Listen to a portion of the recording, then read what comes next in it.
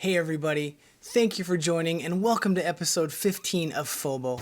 I'm your friendly neighborhood product owner, Tom Auld, and in today's episode, we continue our journey of demystifying Agile.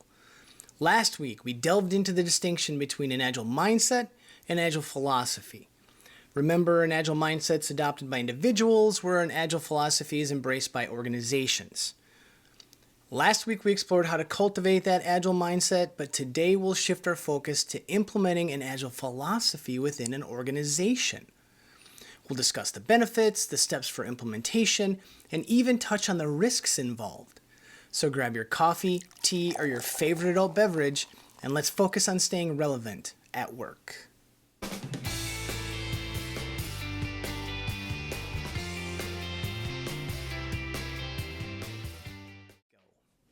The greatest danger in times of turbulence is not the turbulence itself, but to act with yesterday's logic. This is a quote from Peter Drucker. It highlights the importance of adaptability and forward thinking in times of change and uncertainty. Mr. Drucker is a legend in business management, including his 4 C's and his 7 principles of management. This quote emphasizes the need for organizations to embrace a management philosophy that is open to change, innovation, and fresh perspectives. It encourages organizations to challenge their assumptions, reevaluate their strategies, and be willing to adopt new approaches that are better suited to the evolving landscape.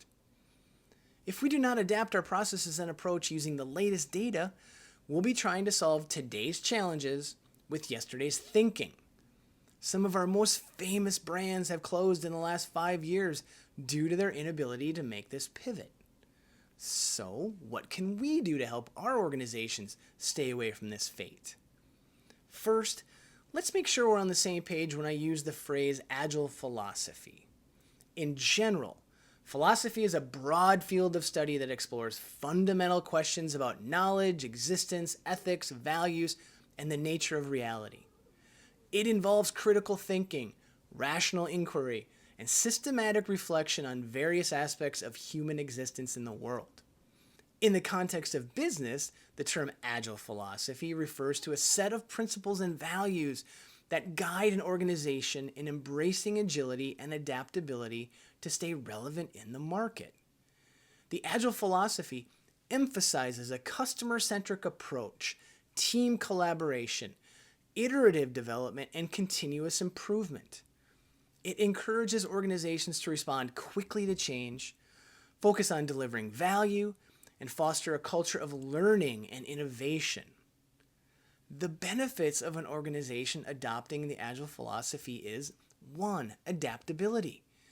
Empowering companies to pivot quickly, seize new opportunities, and respond effectively to competitive pressures. Number 2, customer centricity.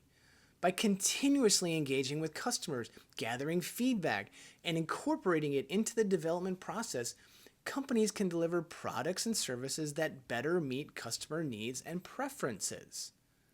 Number 3, a faster time to market.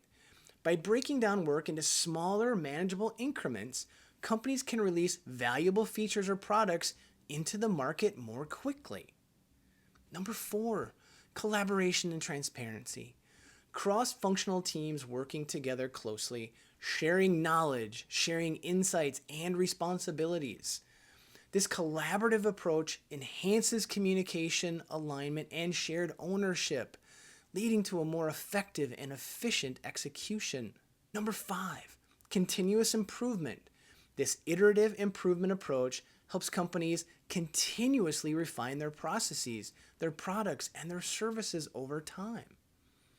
This also happens to go to number 6, increased employee engagement and satisfaction. This philosophy fosters a sense of ownership, engagement, and job satisfaction among team members. When employees are empowered and engaged, they are more productive, creative, and invested in the company's success. Number 7, risk mitigation. Continuous testing and regular validation with customers help identify and mitigate potential issues with our products before they become significant problems. This proactive risk management approach reduces the chances of a major product failure. And my personal favorite, number 8, business value focus. By focusing on delivering working product in short cycles, companies can prioritize features, products, or initiatives that provide the highest value and avoid building features that have no value to customers. This ensures that resources are allocated effectively and the company can achieve its strategic goals and their overall goal of staying in business. So now that we have a shared understanding of the Agile philosophy and its benefits, how would you go about implementing it at your company? This must start at the top of your organization. Implementing an Agile philosophy requires a holistic approach that addresses not only the processes and methodologies, but also cultural and mindset shifts. It requires a commitment to continuous learning, adaptability, and a focus on delivering values to customer in a rapidly changing market. If the tip-top leaders are not committed to doing this, you will waste millions of dollars, years of lost time, and a lot of lost goodwill with the employees that you've just built up to execute upon this new approach, but only to pull the rug out from underneath them by not following through on the hard parts. Doing the work is easy. Changing the culture and changing the structure of the organization is the hard part, and that's where we need our leaders. Don't get me wrong. Individual teams and pockets of the organizations can have fantastic success doing this on their own, but there is a ceiling to their success. And even worse, they may be viewed as a virus in the middle of the rest of the organization to be eradicated. They're maybe making others look bad, so others start attacking them. To implement an Agile philosophy in an organization, the Agile leader must focus on 3 key aspects. They have to champion the Agile mindset.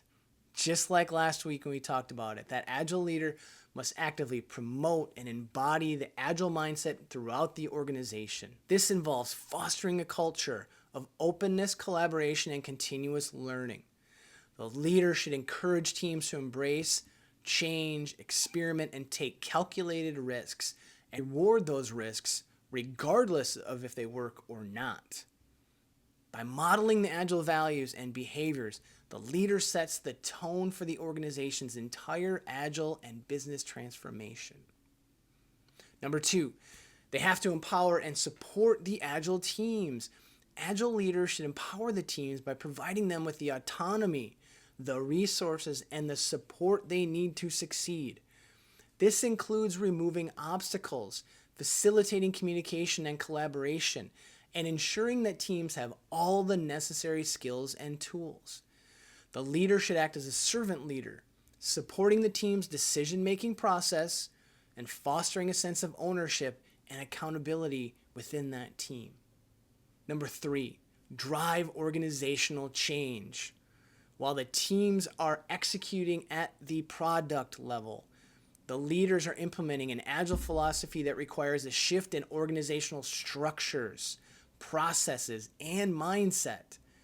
Agile leaders must guide the organizational change by creating a clear vision, communicating the benefits of agility, and gaining buy-in from the stakeholders.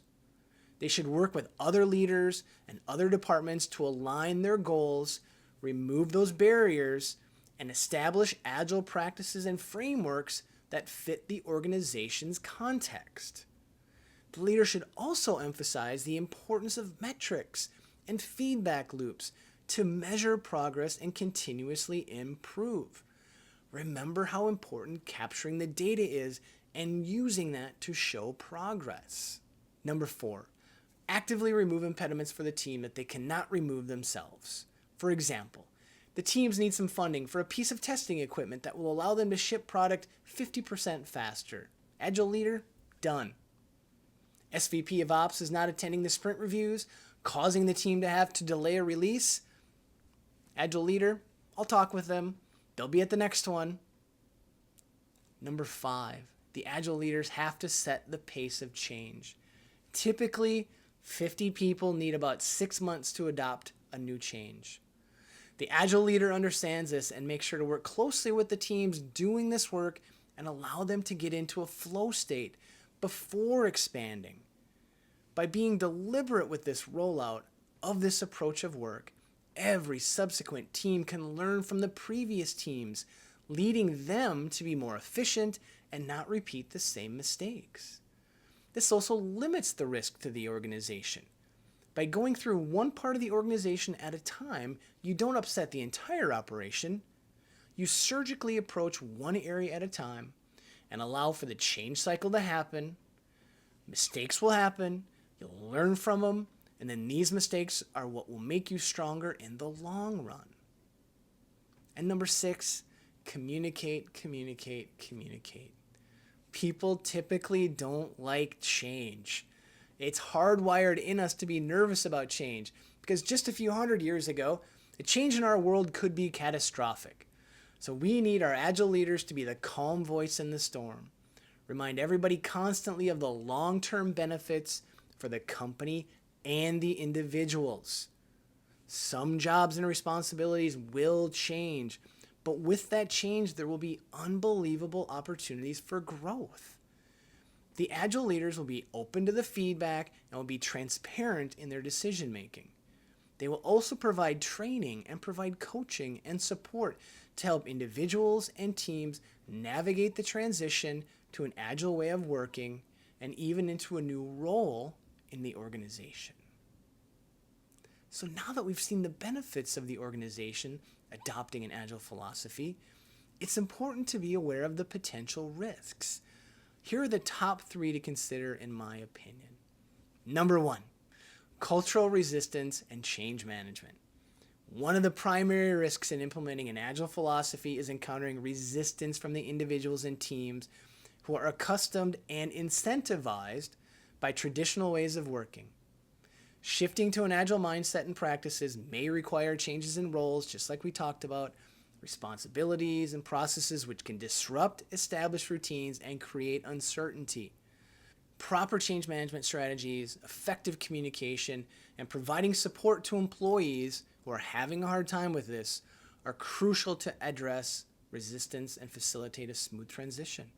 Number 2, another risk is the incomplete understanding or misinterpretation of Agile principles and practices. Without a clear understanding of Agile values and methodologies, there's a risk of implementing superficial or fragmented approaches that do not capture the true essence of agility. Lack of proper training, guidance, and coaching can lead to suboptimal outcomes or inconsistent implementation across teams, undermining all of the potential benefits of Agile. And lastly, number 3, an overemphasis on speed at the expense of quality. Agile is about iterative and rapid delivery, which can lead to a risk of compromising quality if not managed properly. To meet short-term goals and deliver quickly, there's a danger of neglecting testing, documentation, and robust development practices. It's crucial to maintain a balance between speed and quality, ensuring that teams prioritize maintaining higher standards and quality and reliability, and leaders do not pressure the teams to release a product that's not fully ready. So to mitigate these risks, it's important to invest in comprehensive training and education on Agile principles and practices. Involve stakeholders early in the process and provide ongoing support and guidance to the teams. We have to create this culture of psychological safety during this moment of change. We have to encourage open feedback and foster a learning mindset that can help address the resistance and ensure a successful transition. Additionally, establishing clear metrics and regular evaluations can help monitor the impact of the Agile implementation and identify areas for improvement. So again, we get out of that mindset of we feel like we're doing well to, hey, look, we feel like we're doing well and we have the data to prove that we're doing well. It can provide a huge boost to morale. As you probably can sense it by now, this is a huge effort and not one to be taken lightly. But the benefits are undeniable. The competition's doing it. The startup coming up in your industry is definitely doing it. So get moving on this work and let's keep our organizations relevant in the marketplace. So, how did we do today? Did you get any value out of this? Did we skip over something that you think is important? Do you have a suggestion? If so, please add them to the comments. We really appreciate the way our FOBO community is helping each other out. So next week, we're going to focus on a role in agility that's a bit fuzzy. The Agile coach. We've seen them. I am one. But what are the qualities of the best ones? Let's discuss the questions you must ask and the answers you should look for from an Agile coach before hiring them to help with your business transformation. Before you go, if we added any value to your day, please like, please comment, please share this with a friend, share it with an enemy. Together, let's all stay relevant at work. I am Tom Auld, your friendly neighborhood product owner signing off. Have a valuable week. Take care.